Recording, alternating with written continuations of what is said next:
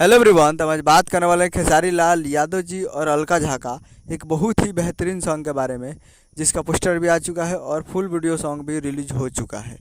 और इस गाने को लिखे हैं शुभ दयाल सोहरा जी और इसमें म्यूजिक दिए हैं शुभम तिवारी जी।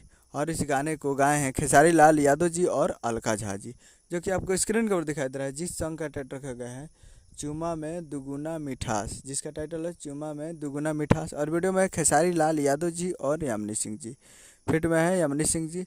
और ये फुल वीडियो सॉन्ग आ चुका है और आज full video song release on 22 जून 2024 को सुबह 7 AM पे फुल वीडियो सॉन्ग को रिलीज़ कर दिया गया है। यानी आज 22 तारीख को सुबह 7 बजे फुल वीडियो सॉन्ग आ चुका है। और एक मूवी का सॉन्ग है जिस मूवी का नाम है प्यार के बंधन। और इस मूवी का काफ़ी बेहतरीन सॉन्ग है और ये फुल वीडियो सॉन्ग में आ चुका है और काफ़ी बेहतरीन सॉन्ग है।